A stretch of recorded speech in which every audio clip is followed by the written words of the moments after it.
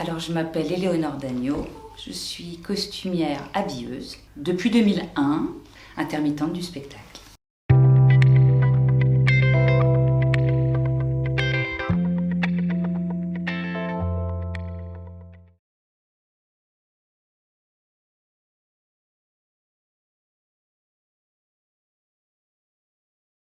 En fait, Julia, je la connais depuis un petit moment.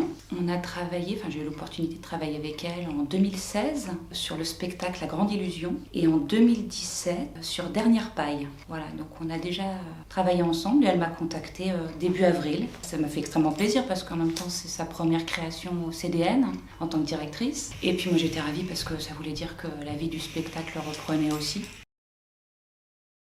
Il a fallu déjà digérer et comprendre le texte, il a fallu que je le relise chez moi, calmement. Et puis surtout, c'est quand j'ai vu Julia commencer à les placer, à mettre en scène et à vraiment décortiquer le texte que je me suis dit « Ah oui, ok, c'est une comédie » qui au départ ne m'a pas sauté aux yeux en fait. Eh bien, Marilyn, en fait, dans le texte, décrit déjà assez clairement les personnages. Je l'ai imaginé, cette famille qui vivait dans un petit pavillon de lotissement où tout est bien, tout est propre, tout est rangé. Et d'un seul coup, 7 minutes va faire basculer tout ça. Et du coup, moi, je l'ai tout de suite classé, cette famille, au niveau social, dans la classe moyenne. Forcément, ça va en découler sur les costumes, classe moyenne, voilà, il y a des codes. C'est vrai qu'il y a une espèce de loi, une loi de code vestimentaire du travail qui existe malheureusement encore maintenant, mais c'est le cas. Et le père a comme métier, banquier. La mère est sage-femme et la livreuse est livreuse. Et l'adolescent est scolarisé. Enfin, on les imagine comme ça. Donc, il y a des codes. Et le père, en fait, oui, je l'ai imaginé banquier, donc c'est-à-dire avec un look très classique, comme d'affaires, businessman.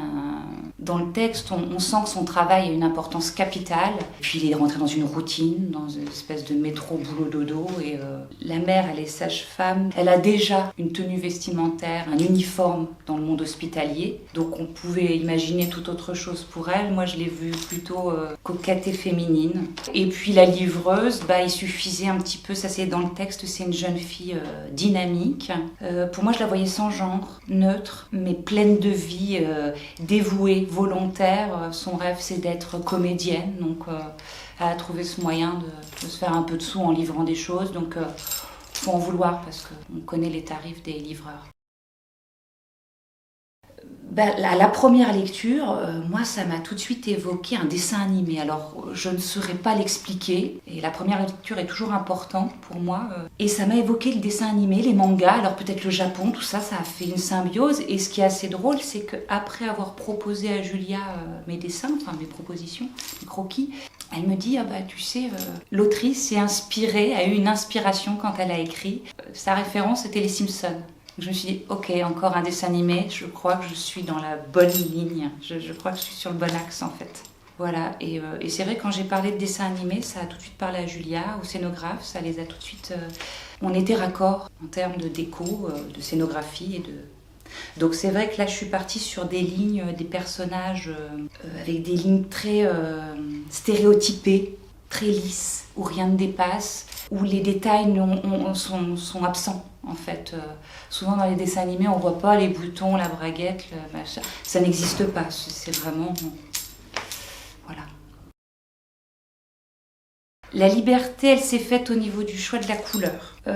C'est vrai que le choix de la couleur va rentrer en ligne de compte avec l'univers du décor, le décor choisi. Et là, en l'occurrence, c'est une matière particulière. Donc, il a été judicieux de faire ressortir les costumes par rapport au décor. Je disais justement que la livreuse, je la voyais pétillante, lumineuse. On est parti sur le rouge, couleur du sang, de la vie qui remue, de la passion. Du coup, on a pris la couleur complémentaire, le vert. L'opposé. Le vert pour les parents, par petites touches. C'est lumineux, c'est un vert gazon, vert green.